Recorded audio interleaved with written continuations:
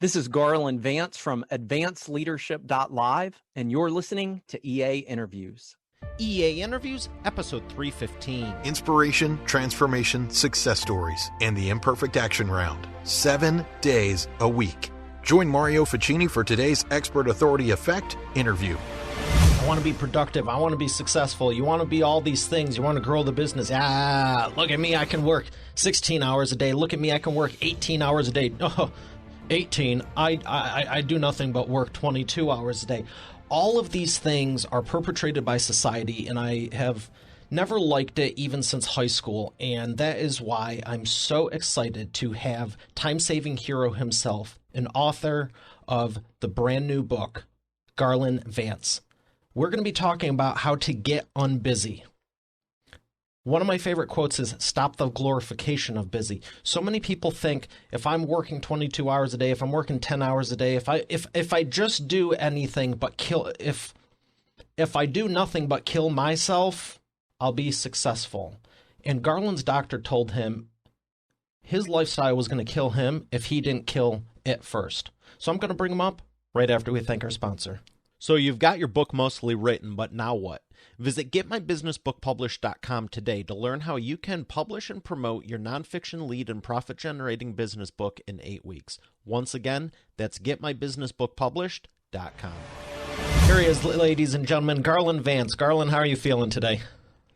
I'm feeling great, Mario. Thanks so much for having me. I'm excited to talk with you and your audience about getting unbusy. Well, I appreciate that. I'm excited to relax because this is, I don't really consider this work, and I definitely don't want it to be busy work. So what was it like when your doctor told you, you need to cut this out, otherwise it's going to kill you?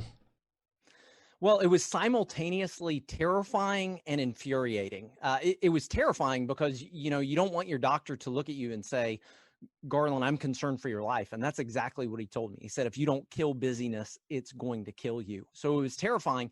But at the same time, it was infuriating because I kept looking around and I was like, there's got to be a better reason that I'm having all these chronic migraine headaches and heart palpitations and all of these physical problems. It can't just be that I'm too busy. And I didn't really want to slow down, but I also didn't want to die. Well, I can appreciate that. And I know in your background, you worked with a 9,000 person church, 15 years as a director with Chick-fil-A, which is awesome. I mean, was there any one thing that contributed to it? Or would you just say you're like many others that are just ambitious? Yeah, for me, it was a combination of so many things. And that was one of the things my doctor asked. He said, Garland, you tell me that you're busy. Tell me what you mean. And I said, well, I work 50 to 60 hours a week. I am working on this doctorate in leadership for 10 to 20 hours a week. I have 3 young kids. I'm helping our church grow and create new leadership programs. And as I just began to unfold everything, that's when it hit my doctor that he was really concerned. And that's actually what busyness is it's an overcommitment to too many good commitments. None of us are busy because of bad things. We're busy because we have so many good things going on that it ends up creating a bad life. That is a huge expert authority insight. And I think a lot of people need to hear that again because I felt that way before. And, it was... well, I would say a few years ago now, but man, time's flying when you're having fun. We get so many good things and opportunities. Everything is an opportunity, and it's like when do you don't want to say no to them, but that's where the real power is because, like you're saying, if you're just saying yes to everything and you're overcommitted, how effective were you doing any one of those? Yeah, not very effectively. I thought as a type A personality, the harder I worked, the better my results would be. And the reality was I thought I was an amazing dad and I was okay at best. And I wasn't doing anything with excellence because I was doing so many things that it could all just be mediocre. Jack of all trades, master to none syndrome. Absolutely. Absolutely. So tell me about your book, Gettin UnBusy. Why'd you want to write that? Yeah. So when my doctor told me, that busyness was killing me, I'm working on this doctorate in leadership. And I just had this thought of if I'm struggling with busyness and I'm in leadership, I know that others must be struggling with this as well. And so I began to do the research because everybody talks about how busy they are. They act like it's a really great thing. I was doing the same thing. And so I started doing this research. And what I realized is that busyness is the modern day smoking. In like olden days, like my grandparents' time, it was thought that smoking was really good for you. And so everybody smoked and it was culturally acceptable. And then all of a sudden the, Surgeon General comes out with these warnings that it's actually killing you. It's doing all of this damage. And it changed the way that we perceived smoking. And I think busyness is the modern day smoking. And that's one of the reasons I wrote the book is because I was sitting there and I was like, we're all huffing and puffing on this cigarette of busyness. And we don't know the damage that it's doing to us physically, mentally, emotionally, relationally, and even in our productivity. Now, I want to ask you about a comment I made earlier, because I could be off my rocker and completely wrong. And if I am, I'm willing to admit it. But I said, I believe this is perpetrated by society. And I do. Since high school, I'm like, this is stupid. That's a whole other topic. But what's your take on it? Do you really think that society, makes it sound like you'll be rewarded the more you do and just, I hear two types of conversations among people I just overhear in crowds and stuff, and it's usually like, oh, you wouldn't believe how bad I'm feeling, and then someone else is like, well, let me tell you about how I almost lost my legs, or so. It's like they're always trying to one up like who's worse off, and the second one is like, oh, I cut the lawn today, and I'm thinking, well, why don't you have a service? But whole other thing. I cut the lawn today. Well, I cut the lawn and the roof. And I built the new house. And then someone else is like, yeah, well, I built the street. And someone else is like, well, I built the state. It's just like these one-upmanships contests, because there's another word I could use, but I'm not going to. But it's just like, where do you think this stems from? Yeah, so I think it really comes from two significant areas. The first, I think you're absolutely right, Mario, is that we live in a society that really tries to one up one another. And so how do we respond when somebody says, how are you doing? Oh, I'm so busy. Oh, yeah, well, you're busy. Look how busy I am, right? So then we get in this rat race of trying to be busier than the other person. But there's another place that I think it comes from, and that's really a deep-seated identity issue. See, if I'm not busy, then something must be intrinsically wrong with me. That's kind of the way that our minds think is to be busy is to be important, and unbusy people must not be very important. And so when somebody asks me how I'm doing, the quickest way for me to tell them that my life is meaningful and purposeful is for me to say, I'm really busy. And then that lie begins to perpetuate itself. Can you dive deeper in that? That is fascinating, and I want to hear more. On the identity piece specifically, because it sounds like people are searching for significance, and that's one way anyone can do it. And the key word I picked up on was you said the lie. Yeah, it's a lie. And so one of the things that I actually call it in the book is I call these inhibiting beliefs. And there are these three inhibiting beliefs that drive us into busyness. And it's I need to be more, I need to do more, and I need to get more. And the more that we believe those lies, those inhibiting beliefs, the further we're going to go into busyness. And so this idea of I need to be more is fascinating. In fact, this is the part of the book that took me longer to research and to articulate than any other part, because I was trying to understand what is the psychology of busyness. And so let me just give you an example. Maybe this is the best way to do it. So obviously I'm a lover of books. I love reading books. So anytime I go into a bookstore, I'll normally go into the self-help section, the managers and leadership section, and I start looking at titles. And as soon as I start looking at titles, I'm confronted with the reality that I'm not living up to all of the potential that I have, right? I see a book about being a great dad, and I'm like, well, I could be a better dad. And I see a book about being a great leader, and I'm like, well, I could be a better leader. And I see a book about, being a great speaker, and I'm like, well, I could be a better speaker. All those things. So I'm confronted with the reality that I haven't met my own potential, my own reality of what I want to live up to. And as soon as I feel that, then the immediate reaction is shame. Something is wrong with me. what is wrong that I'm not as good in these areas as I should be. And as soon as I feel that shame, the only response that I have is, in order to deal with that shame, I need to do something. I need to read this book. I need to follow all of the principles in the book. I just need to do something. And so all of this shame drives us to do more, to try to get more, to try to be more. So there's just this deep-seated identity issue that's really driving a lot of the busyness, because we look at ourselves in the mirror and we're like, I don't have the six packs that I want to have. I'm not as great in every area of life as I want to be. And so the only thing I know to do is to work harder, work longer, and stay busy. Wow, that's powerful. What's the real solution? Yeah, so I think the solution is actually to get unbusy. Now, one of the first things that you have to do is you have to deal with those inhibiting beliefs and replace those with empowering truths. And for so many of us, those empowering truths are things like, I don't have a six pack of abs right now, and I'm okay with that. Or I'm a really good parent. I'm just not the best parent in the world, and I'm going to make mistakes. Or living with even, there's this inhibiting belief. I think a lot of entrepreneurs and type A people think of, I have to work 16 or 18 hours a day. And we've got to replace those inhibiting beliefs with these empowering truths of, actually, the less time I work, the more focused I can be. And so we start building boundaries around life. So that's a big part of it, is to get down into this inhibiting belief section of our lives and to root that out.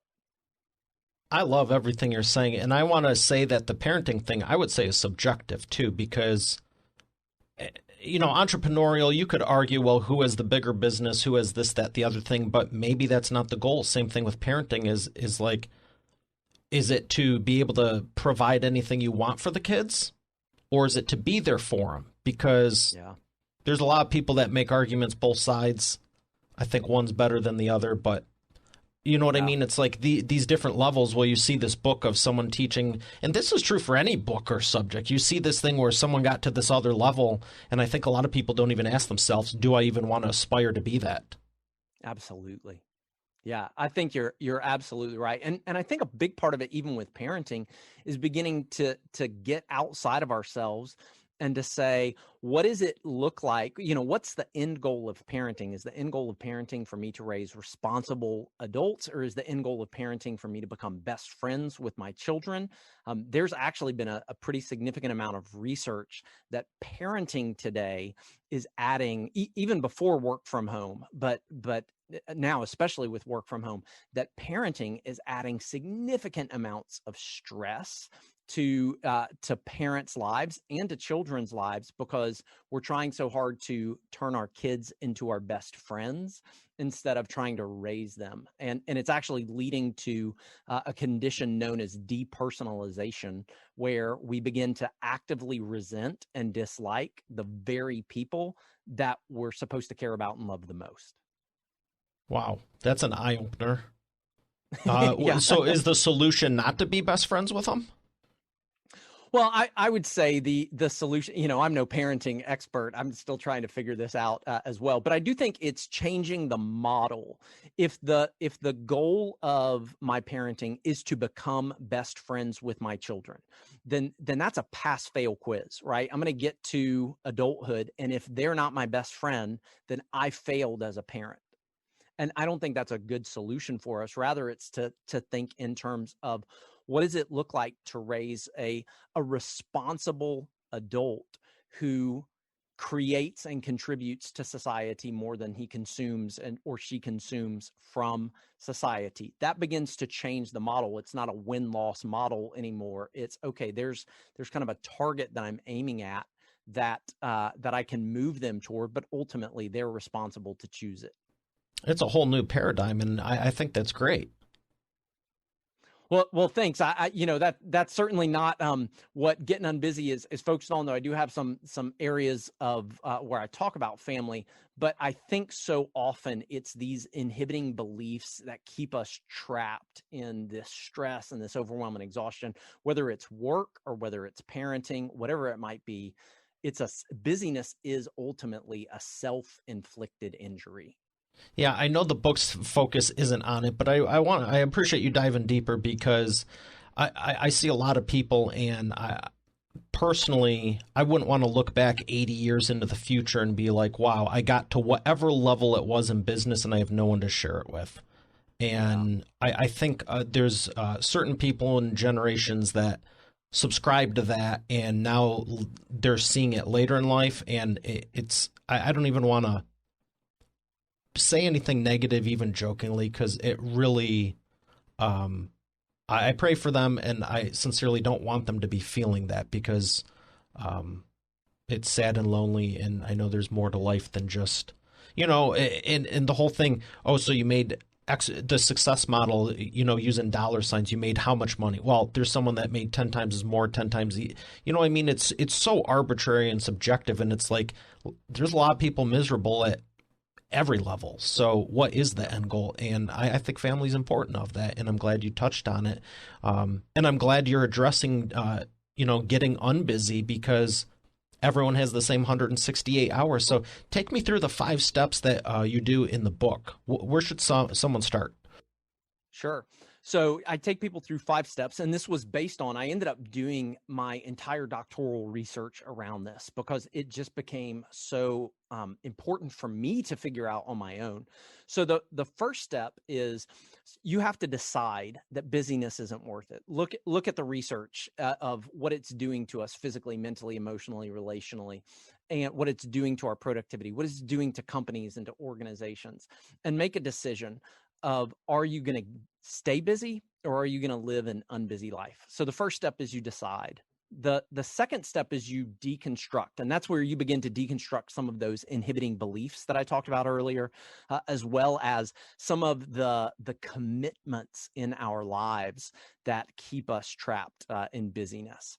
The third step is you begin to design your life. And one of the biggest parts of design is you change the way that you design your weeks so that you design it with relationships and recreation and rest and reflection. Because what busy people try to do is they take those 4, I call them the core 4, they take relationships, rest, recreation, and reflection, and they try to cram those into what my grandmother would call the nooks and crannies of life. But busy people don't have any nooks or crannies. Life is just overflowing for them. And so you actually put those core 4, relationships, rest, recreation, and reflection, in your life first, and then build everything else around those. Fourth step is to develop. And that's all about developing some habits and some even calendar practices around busyness. Busyness isn't a calendar issue. It's really kind of a commitment issue. And so you don't really need to even deal with your calendar until step 4. And then the final step is you draw others in. And this is where you begin to invite in your family and your friends and your coworkers, and you invite them into an unbusy life together. And I'll tell you, this is one of the best parts, because we've been, as a family, have been able to invite people into an unbusy life with us. And so we have time and energy to spend with the people that we care about the most, and in the projects and in the hobbies that we enjoy the most. And I'm just going to ask, they're also getting higher quality time with you. It's not the leftovers. Absolutely. And that doesn't mean that I'm, my kids have undivided attention 100% of the time. I still have to be, have to say no to them. And sometimes I have to say, Dad's got to go to work right now. But from where I was in 2013, where my doctor was like, I'm concerned for your life, to where we are now, and the opportunity to go play tennis with them. We're terrible at tennis, but we're learning it together for the sheer enjoyment of learning it, or whether it's going on hikes with them, or just spending time. I make sure that when my youngest son wakes up, that every morning that I'm spending the first 30 minutes of his day with him. Those are things that that never would have happened way back in 2013 when I was, stressed and exhausted all the time. When you were doing all that in 2013, did you ever think you would be talking about this? Was it even on your radar? What led you to it beforehand? Give us a glimpse of life before 2013. Yeah, so before 2013, it was nonstop. I wanted to be great at everything and start a side hustle and do another side hustle to my side hustle. I was just so driven in everything. So I would, if there was a minute that was free, I had to be doing something and it had to feel productive. And I think this is one of the myths that I believed so often, is that I wasn't stewarding my time and I wasn't stewarding my life well unless I was productive every waking minute. And so only sleeping, 4 or 5 hours a night, just doing everything in my power to squeeze as much out of life as I could. And really the problem was I was squeezing life out rather than squeezing joy and squeezing enthusiasm out of life. I was just squeezing the life out of my life. Wow. It's, even God rested on the seventh day. Yeah. And yep, absolutely. I can't argue with that one because there's times in the past, a lot less now, but in the past it was like, oh, I felt that way. I'm ambitious. I want to do this. I want to do that. And it's like, you really are going to go 20, 22 hours a day. And, there's this meme I've seen, and I'm probably going to get it wrong, but it's like, wow, I finally got 8 hours of rest, 8 hours of sleep, best week of my life. And, especially when I was, I don't want to say a lot younger, but when I was younger, it was just, I just remember that distinctly. Oh, you got 3 jobs? I got 4. Well, I got 4 in a business. Well, I got 5 in 2 businesses. And that was the truth when I was 18 and 19. I was working 3 jobs and had 2 companies. I was selling off one. Actually, at one point, there may have been a crossover for 3. I was selling off 1 and starting 2 others. Wow. And it was just like, what more can I do? And it's not the answer. So I love talking about this subject because it does hit close to home and there's much more effective ways to do it. So thank you for sharing on that. What would you, I got one more question for you before we go to the imperfect action round. And it involves, I don't know if you saw it when I was trying to pull it over, but it's the wheel of whatever. You want yellow or black? Yellow. Okay. So I could do this either way. Do you want to go into the future or do you want to go back in time? Oh, I like the future better. There we go. What do you think your life's going to look like 20 years from now that you're incorporating this principle? Yes, that's a great question. So, I actually write this down every morning. I write down not my 20-year goals, but I write down my 10-year goals. And so here's a few things that I think is first in 20 years that I think that I'm going to still be leading a company and I'm still going to be speaking, but I'm going to take 150 days off every year, like no work, just 150. I'm going to enjoy hiking and walking and doing things. Second, I think I'm going to be traveling pretty significantly to see people that I love, to go to places that I want to go, to be with people that I want to be with. But I think more than that, my hope is that I will be able to sit on my porch at that time with my grandkids, which is a little shocking. But I believe that I have truly changed the trajectory of our family. And I hope and pray that I've changed the trajectory of society in large part, where we can look at people and look around our neighborhood and see that there are people who are sitting on their porch and they're spending time with their most important people. And they wouldn't have done that if they hadn't gotten unbusy. So that's a dream of mine in the next 20 years, is to make busy a bad word in our society. I like that. Thank you for sharing. That is fantastic. My pleasure.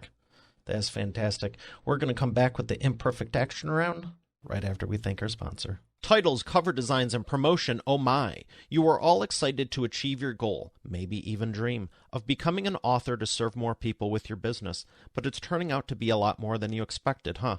I get it. I've done it numerous times personally. Visit getmybusinessbookpublished.com today to take the first step on making this process enjoyable, dare I even say fun, and most definitely profitable. Your business and audience depend on it. But you know what? Don't take my word for it. Take it from a few of my authors, like Lori. And I went from having an idea and a possibility to actually getting my book published. Or Catherine. Thank you for making my mom #1 best-selling author. Or Mary Alice. What he got done for me in 3 days regarding my book launch,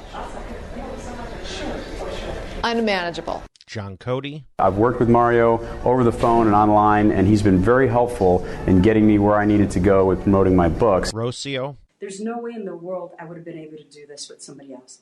Again, I've attempted it in the past. It didn't serve me. As a matter of fact, I ended up more frustrated than anything. So this has been a very seamless process. Adele. If you're looking for an amazing business coach, I highly recommend Mario Ficini. Or Bill Benner. I can't make a higher recommendation than to work with Mario Ficini. He has been great for me, and right now I won't work with anybody else except for Mario. Hey, their words, not mine. Visit getmybusinessbookpublished.com today to take the first step, and I look forward to hearing your transformation as our next video success story. Once again, that's getmybusinessbookpublished.com.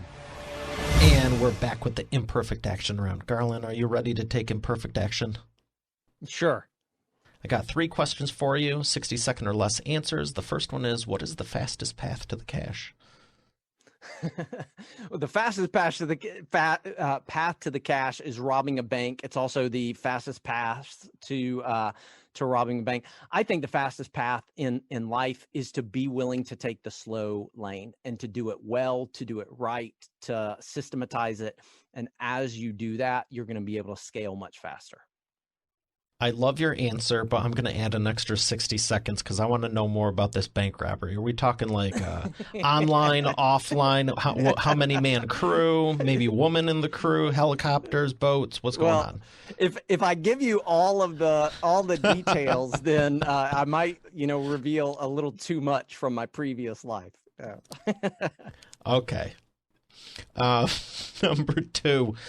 Is something about the prospects, and it's fantastic because I've said it 300 plus times. What is the biggest problem you see your prospects making and the fastest way for them to fix it?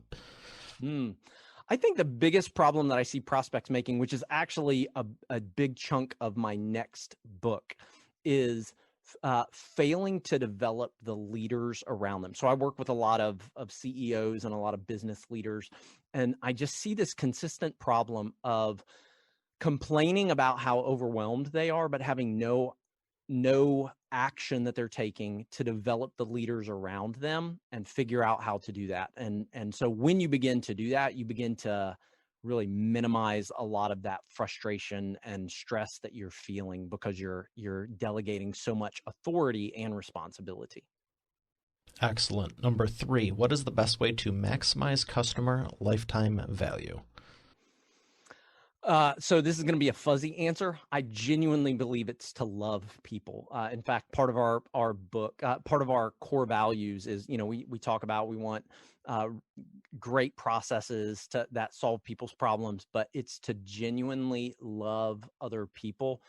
That's become a core commitment of our business, is if we get to the end of, 1 year with a client and we can't say that we love them, then we're probably not going to work with them any further, because love tends to be the thing that transforms people's lives the most and ends up having lifetime value. Love that. That there's no better answer, I don't think. What books would you recommend to Expert Authority World? Oh man, that's a mean question. I love books. So I just finished Donald Miller's Business Made Simple, which I think is absolutely phenomenal, especially for somebody who did not come from a business background. I think it's outstanding. I would highly recommend Leadership and Self-Deception by the Arbinger Institute. I reread that book every year. And would also recommend Influence, which normally sits right above me on my shelf, but I took it off the shelf to reread it this last week. But it's really, how do you influence people in a multi-directional way that gets the results you're going for while still building the relationships with them? And who's that by? That's a great question. You know what? I may have to get up and check. Hold on. Here it is. Okay, I got it. You might not have had a whole lot of people do that. So it's by multiple authors. So Patterson, Grinney, Maxfield, Macmillan, and Switzler. Influencer, Okay. The Power to Change Anything. Well, it was it sounds like a great suggestion. Thank you for it. But it's also, when it was one word, I'm like, oh, that's going to be a lot of search results on Amazon. That's true. We need to narrow this down. Yes. So thank you for that. Where would you like people to learn more? Yeah, I'd love you to go, for them to go to Advance Leadership, no D on the end there, not advanced, but Advance. My last name is Vance, advanceleadership.live. Love you to find out more there. Or, Mario, I got something special for your group. If you go to killbusy.com, I will actually send you a free copy of Gettin UnBusy if you'll pay for the shipping and handling. Oh, fantastic. I will definitely make sure that's on your show notes page. Thank you for that. Yes. It has been an absolute pleasure. I had a lot of fun with this. Thank you for all your insights and your time. My pleasure, Mario. Thanks so much for your time. Love what you're doing. Well, thank you again. And Expert Authority World, we have another great episode here today. I'll see you tomorrow. Have a great day, and God bless. You're already the expert, but have you transformed your expertise into a tangible asset that will generate qualified leads while increasing profit for you 24/7? And if so, how well are you promoting it? With the Expert Authority Effect publishing method, it's easier and more profitable than ever. Visit getmybusinessbookpublished.com today and take the first step to publish and promote your nonfiction lead and profit-generating business book in 8 weeks. Visit getmybusinessbookpublished.com and take the first step knowing it will be your very best and you're leaving it all on the field. Oh yeah, and it's also free. Once again, that's getmybusinessbookpublished.com. Hey, thanks for listening to today's episode. I hope you got a lot out of it. I know I sure did. If you haven't done so already, I invite you to subscribe to the show. And also be sure to check out eainterviews.com for complete show notes, the full interview video experience, links to the resources we mentioned, and more. Have a blessed day, and I'll see you tomorrow.